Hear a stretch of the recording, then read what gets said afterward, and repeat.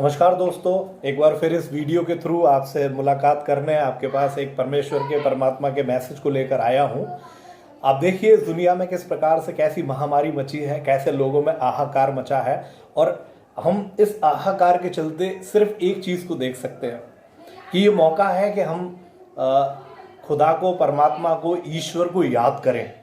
और उस समय याद करें जब उसके खुद के दरवाजे बंद हैं। आप देखिए मंदिरों में, मस्जिदों में, चर्चों में, हर जगह ताले लगे हुए हैं, बंद पड़े हुए हैं। ये मौका है हम परमात्मा से रूबरू होने का, परमेश्वर से रूबरू होने का। क्यों? क्योंकि उसने ही हमें मौका दिया है।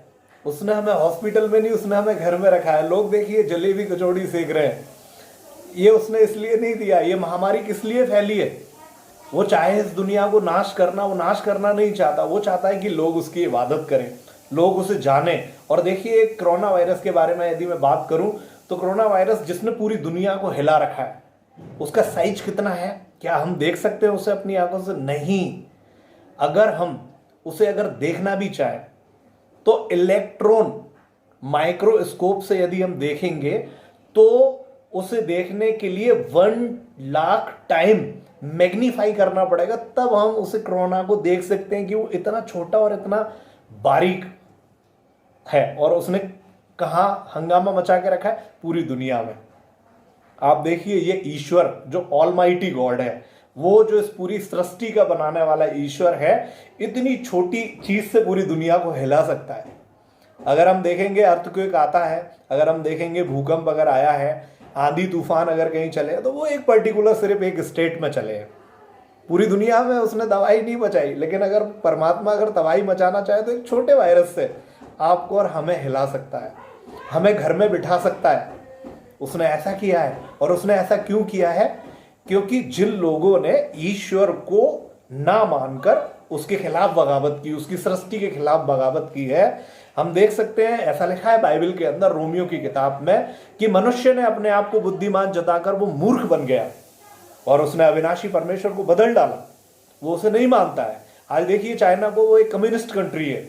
आज देखिए लोगों को भयभीत करने के लिए, लोगों को मारने के लिए उसने किस प्रकार के काम किए हैं, कितने घिनौने सृष्टि के साथ काम किए हैं। उन क्रीचरों को, छोटे छोटे बारीक केकड़े, चिमगादड़, गधे, कुत्ते, तमाम प्रकार के जानवर, जिन्हें आप देखिए जिन्हें देखने में से घिन लगती है, और चाइना उन्हें बड़े चाव से, बड़े स्वाद से खाता है। सृष्टि को बदल दिया उन्होंने, सृष्टि के खिलाफ उन्होंने बगावत की है, और ये ईश्वर का बदला है उनसे। आज हमें उसने मौका दिया है कि उसके उस बदले से बच जाए। और वो कैसे संभव हो सकता है? उसने हमें क्रोनोटाइन किया है अपने अपने घरों में। आज देखिए जानवर आजादी से घूम रहे हैं, उड़ रहे हैं, और हम अपने घरों में कैद हैं। किस लिए? कि आज हम सोचें उस ईश्वर के, उस परमात्मा के बारे में, जो इस दुनिया को लोगों ने किस प्रकार से बर्बाद के कगार पर छोड़ दिया है। लोगों ने अनाथ आश्रम बना दिए हैं। माँ बाप घर में नहीं, अनाथ आश्रम में रह रहे हैं।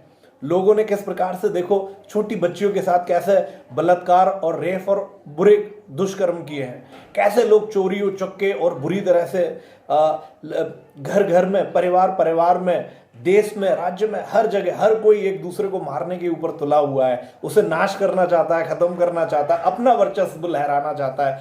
सृष्टि के खिलाफ बगावत है। और मनुष्य जाति जो है वो परमात्मा की सबसे श्रेष्ठ सृष्टि है, और वो कभी भी नहीं चाहता कि उसकी सृष्टि को कोई बिगाड़ दे, कोई खराब कर दे। लोगों मौका दिया है परमेश्वर ने कि आज हम उसकी हुजूरी में, उसकी उपस्थिति में आए। हम घर में बैठकर, जो उसने हमें क्रोनोटाइन किया है, इसलिए किया है कि हम सोचें उसके बारे में। हम खेलकर अपने टाइम को व्यर्थ ना करें, हम इससे बचें। क्योंकि इसके बचाव के लिए परमेश्वर अपने वचन में, परमात्मा अपने वचन में, बाइबल में तो इस प्रकार से लिखा है, एक किताब है भजन संहिता की किताब, जिसके 50 भजन के 15 पद में ऐसा लिखा है कि संकट के दिन तू मुझे पुकार, तो मैं तुझे उस विपत्ति से, उससे छुड़ाऊंगा।